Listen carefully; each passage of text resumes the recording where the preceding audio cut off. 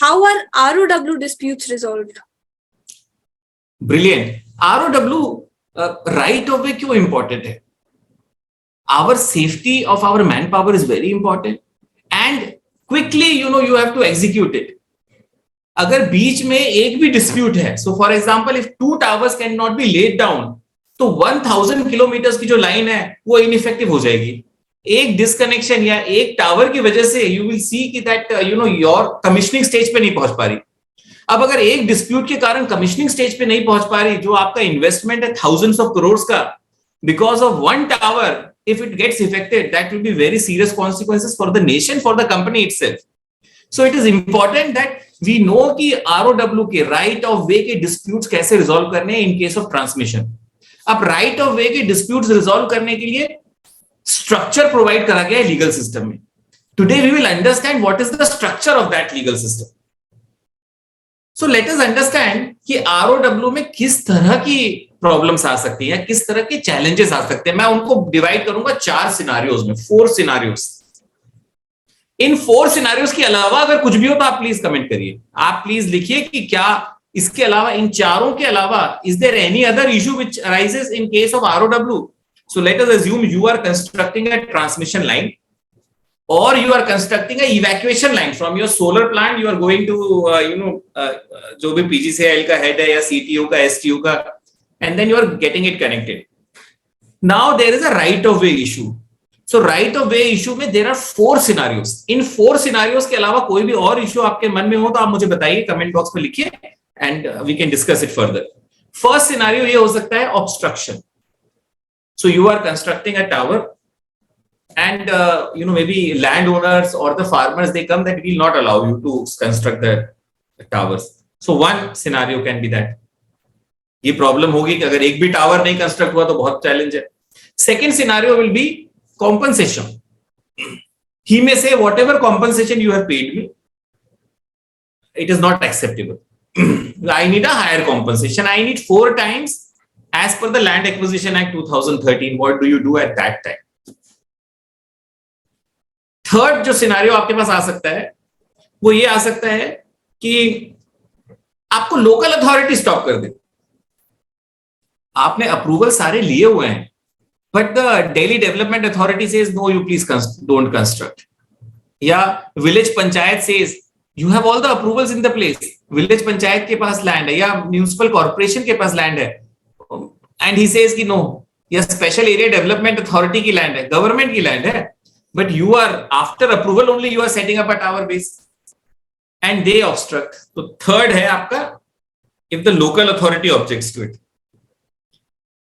Fourth issue ये है कि अगर कोई इंफ्रास्ट्रक्चर अथॉरिटी जैसे national highway authority of India या railways, they object to your transmission line, what do you do? So 4 scenarios we will discuss. These are the 4 scenarios which can occur while constructing a transmission line in your company or in other companies, your friendly companies also. First scenario, let us understand obstruction.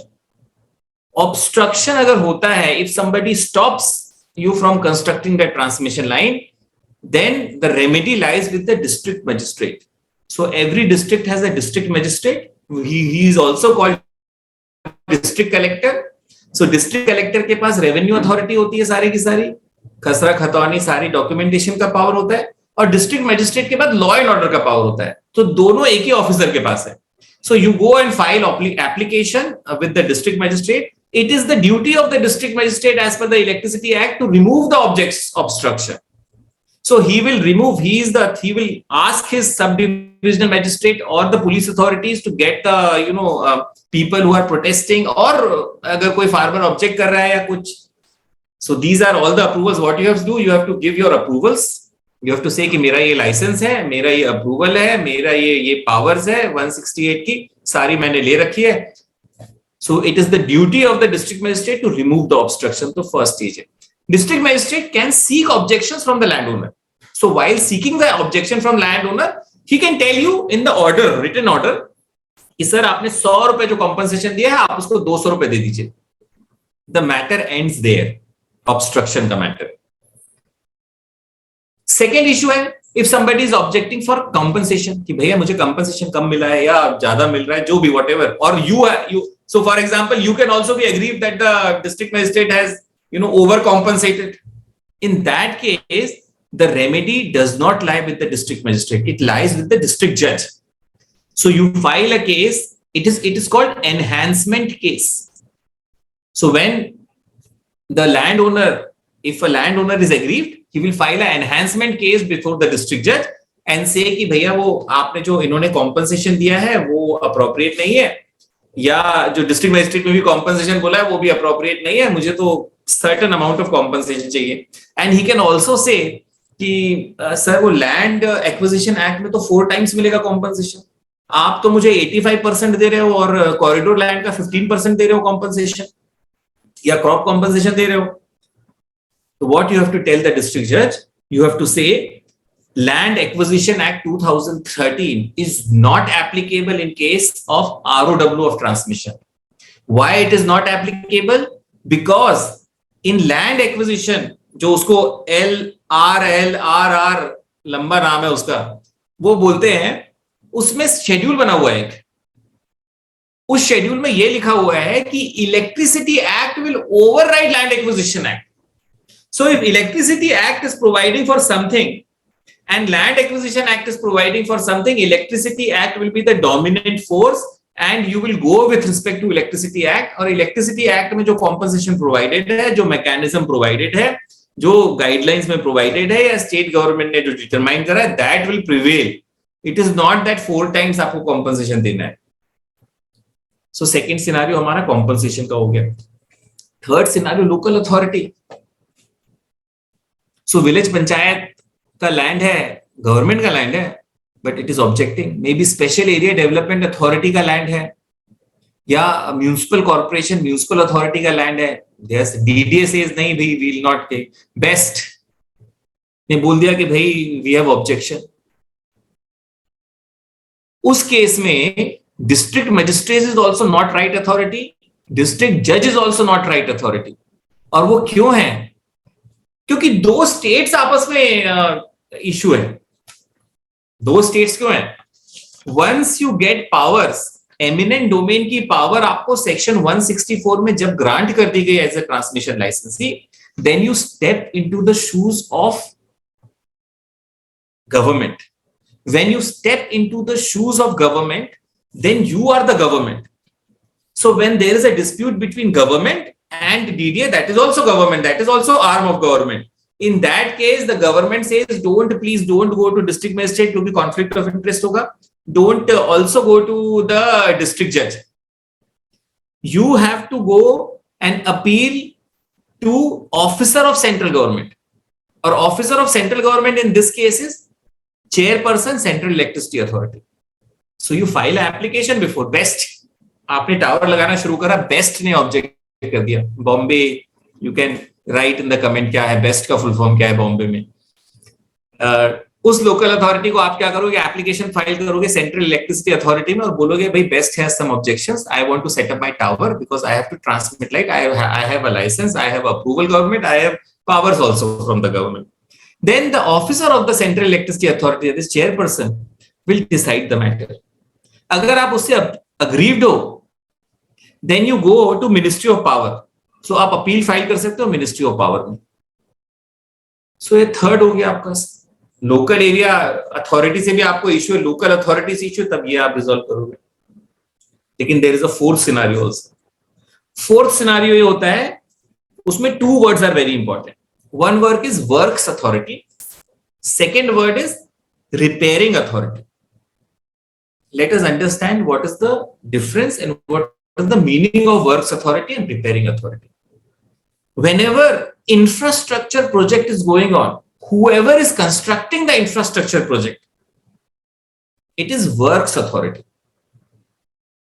So if a EPC contractor has contract of constructing, maybe transmission line or maybe highway or ropeways or railways. So whenever a contractor or the government, PWD, is constructing something, infrastructure project, it is called works authority. अगर वो infrastructure commission हो गया है, it is operational, inauguration हो गया है, so some authority must be maintaining it. Operation and maintenance कर रही होगी कोई अथॉरिटी. सो जो अथॉरिटी मेंटेन कर रही है उसको बोलते हैं हम रिपेयरिंग अथॉरिटी. सो दो तरह की अथॉरिटीज जब आप इंफ्रास्ट्रक्चर प्रोजेक्ट्स को क्रॉस करते हो, सो नेशनल हाईवे अथॉरिटी को आप क्रॉस करोगे या फिर ट्रांसमिशन लाइंस को आप क्रॉस करोगे या रेलवे लाइन को क्रॉस करोगे, either it will be repairing authority जिससे आपको डील करना है या फिर it will be works authority इससे डील करना है. नाउ लेट अस अज्यूम कि you want to cross over the railway line. अब रेलवे लाइन को क्रॉस ओवर करना है तो वहां पे let us assume railway line fully constructed है, ट्रेन्स रन कर रही हैं उसमें. So there will be a repairing authority, या तो रेलवेज होगी रिपेयरिंग अथॉरिटी. तो आप you will give a notice to a railways authority telling them कि भाई we are constructing a transmission line and it will cross over from this place. Alright. अब railways authority तीन चीजें कर सकती है. एक तो ये कह सकती है कि भाई नहीं मत करिए, नॉट अलाउड. दूसरा कर सकती है ओके अलाउड. तीसरा कर सकती है कि भाई एक काम करो आप थोड़ा मॉडिफाई कर लो. चौथा भी ऑप्शन आ सकता है, चौथी भी कर सकते, दे विल बी साइलेंट, तो कुछ भी नहीं बोल रहे. अब आप क्या करोगे? The answer is that the electricity act says 15 days तक अगर साइलेंस है, सबसे लास्ट वाला फोर्थ वाला ऑप्शन में डिस्कस करते हैं, अगर 15 डेज तक साइलेंस है, it is deemed to be approved. Please go ahead and set up your transmission line tower basis. चलते रहो भाई. अगर नेशनल हाईवे अथॉरिटी और एनएचएआई का रोड को क्रॉस करना है, अगर 15 दिन तक एनएचएआई ने कुछ नहीं बोला, go ahead, it is deemed approval. बाकी फिर अब 4 में से अब 3 बचे. फर्स्ट तो हमारा था, उन्होंने बोला अप्रूव्ड. सेकेंड है उन्होंने बोला डिसअप्रूव्ड. थर्ड उन्होंने बोला पार्शियली अप्रूव्ड, पार्शियली डिसअप्रूव्ड, अब please modify your project. Fourth में they are silent.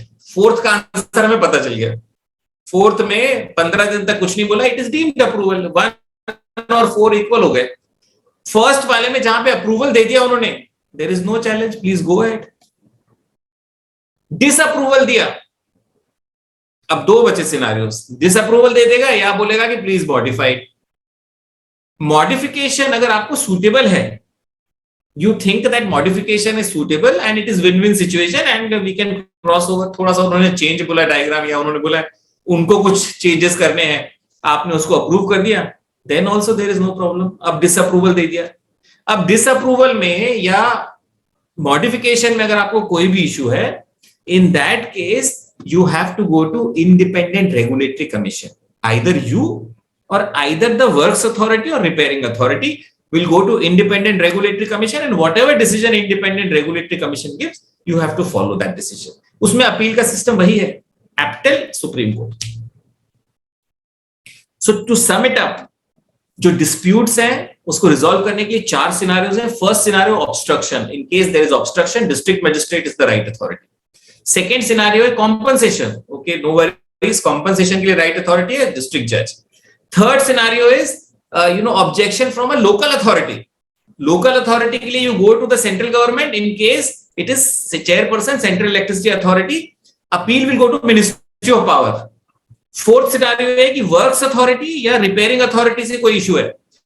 In that case also there are 4 scenarios which we have discussed, and उन 4 scenarios में अगर कोई भी dispute आता है, then you go to independent regulatory commission. अब question ये होगा कि independent regulatory commission कौन सा वाला, जिसने आपको लाइसेंस दिया है. अगर आपको सीईआरसी ने लाइसेंस दिया है ट्रांसमिशन का, then you go to CERC. अगर आपको एसईआरसी ने लाइसेंस दिया है तो यू गो टू एसईआरसी.